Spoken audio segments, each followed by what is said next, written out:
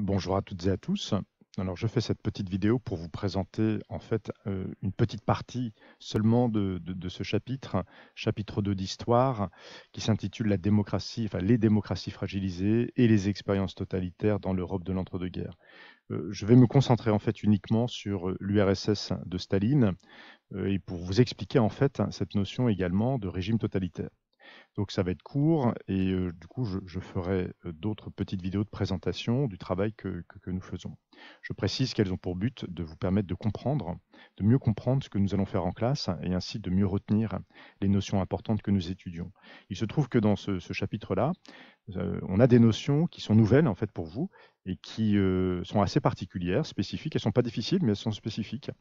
Et il faut par conséquent prendre le temps de bien les répéter, les expliquer, les expliciter. C'est ce que nous allons faire dans cette petite vidéo. Voilà, donc chapitre 2, première partie.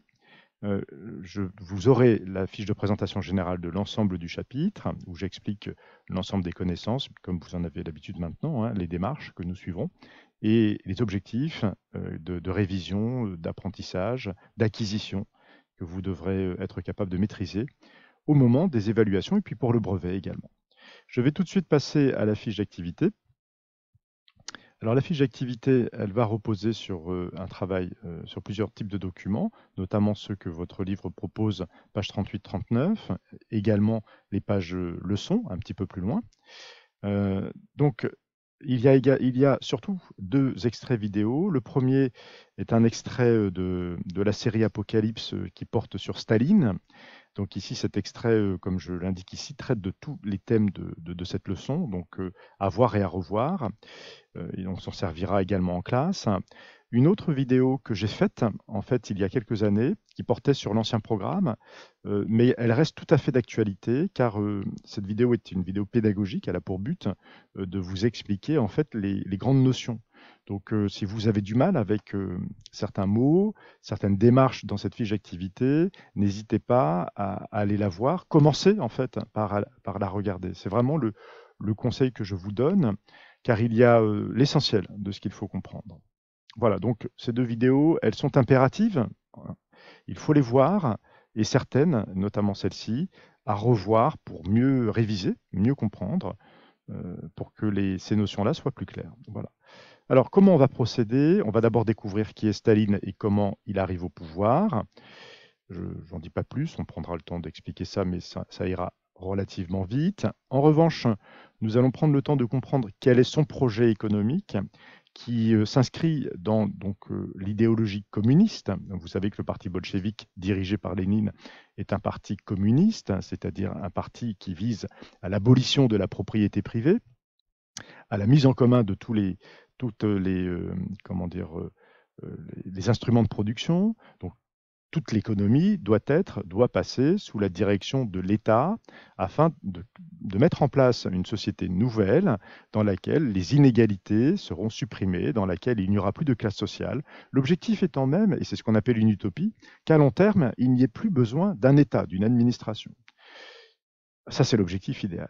Donc, vous comprenez que dans ce projet-là, inspiré du communisme, inspiré de ce que Lénine également en a compris, et tout cela, je le rappelle, hein, remonte à la figure de Karl Marx, eh bien, le projet de Staline est de réaliser l'étatisation de l'économie, c'est-à-dire que l'État doit contrôler l'économie.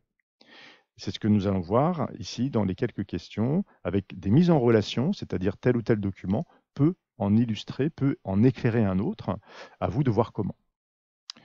Et puis le vocabulaire également qui va nous aider.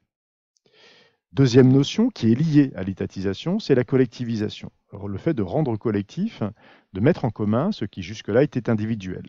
Ce mot-là, il est surtout à retenir pour l'agriculture, car c'est l'agriculture essentiellement qui retient notre attention pour comprendre cette notion de collectivisation. En fait, l'agriculture est collectivisée.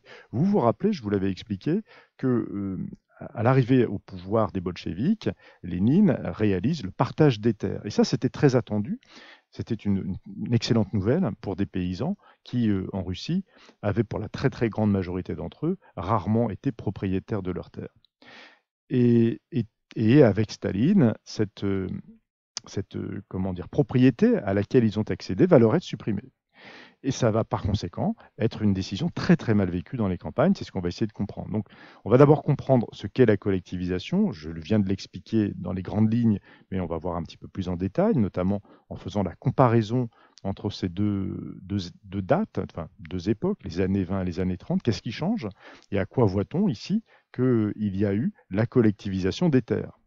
Le vocabulaire va nous aider également pour comprendre cette notion. Ce que je dis dans la vidéo que j'ai réalisée, mais également la vidéo faite dans la série Apocalypse, va vous l'expliquer également de manière très claire. Ensuite, nous verrons que justement, en s'appuyant sur la collectivisation et sur les résistances à la collectivisation des terres, parce que les paysans, dans leur grande majorité, vont accepter très difficilement, voire refuser, voire s'opposer à cette collectivisation, eh bien, nous allons voir que pour qu'elle se déroule malgré tout, et c'est une caractéristique des régimes totalitaires, le régime donc stalinien, le régime soviétique de Staline, va faire usage de la répression et de la terreur de masse. La répression, essentiellement, ici, va s'abattre sur les paysans qui s'opposent à la réforme et qui vont être affublés d'un surnom qui ne les concerne pas vraiment, celui de koulak. Le koulak, dans la langue russe, désignait des paysans plutôt aisés. Et donc, Staline veut ainsi accuser les paysans qui s'opposent d'être au fond des privilégiés qui ne veulent en rien renoncer à leur richesse, à leur aisance. Ce n'est pas le cas, en fait. Ce n'est pas la réalité. La réalité, c'est que les paysans qui s'opposent au projet de collectivisation, de mise en commun, et ça n'a rien à voir avec leur niveau de richesse, réel ou supposé. Mais c'est l'occasion d'imposer par la force cette décision, et on va voir de quelle manière, en fait, le régime stalinien impose, par la répression, une répression terrible, hein, on aura l'occasion de détailler ce point-là, cette décision de mettre en commun les terres et de réaliser ainsi une agriculture d'État contrôlée par l'État. Ce sera d'ailleurs un échec économique. Quelques années après, au milieu des années 30, l'URSS sera obligée d'importer du blé, en particulier des États-Unis, parce que cette réforme agricole, cette collectivisation des terres va se solder par un échec extrêmement cuisant et extrêmement meurtrier également, puisque des famines nombreuses vont avoir lieu à ce moment-là en URSS. Voilà, je passe un petit peu. Donc on verra ici, on pourra approfondir, hein, aller plus loin dans aller plus loin là, hein, parce qu'il y en a un autre ici, mais c'est lié à la notion d'affiche, au type d'affiche qu'on étudie. Non, non, ici, je vais plus loin, je vérifie avec l'exemple qui nous est donné dans le document de 4 pages 39 et la famille de Katia, que j'ai bien compris en fait, hein, de quoi il en retourne. Vous connaissez le principe des je vais plus loin, c'est pour s'adapter au rythme de chacun en classe. Ceux qui avancent un petit peu plus vite, tout en n'ayant pas de difficultés majeures dans les réponses aux questions, peuvent approfondir, vérifier. On reprend ça en classe, on ne note pas forcément la correction, puisque c'est un approfondissement, ou en tout cas un petit plus par rapport à ce qui est prévu, par rapport à ce que vous devez maîtriser et qui reste le socle important.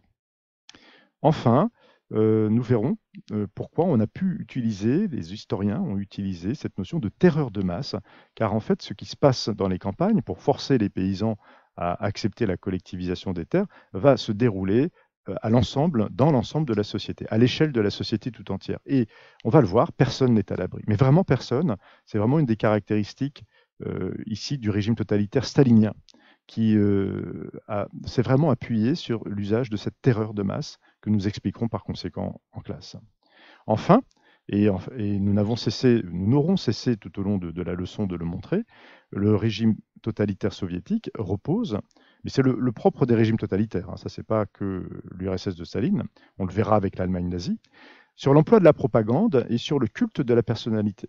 Voilà, deux notions importantes, propagande, on l'a vu avec la Première Guerre mondiale, donc on va revoir cette notion, et culte de la personnalité, c'est un petit peu nouveau, ça montre que les régimes totalitaires s'appuient sur une forme de culte, et ce mot qui est issu du langage de la religion n'est pas tout à fait absurde pour comprendre à quel point les masses ont été contrôlées, manipulées, dans une dévotion aveugle envers leurs dirigeants. Et c'est un aspect des régimes totalitaires qu'on retrouvera de manière également exacerbée avec Hitler dans le régime nazi.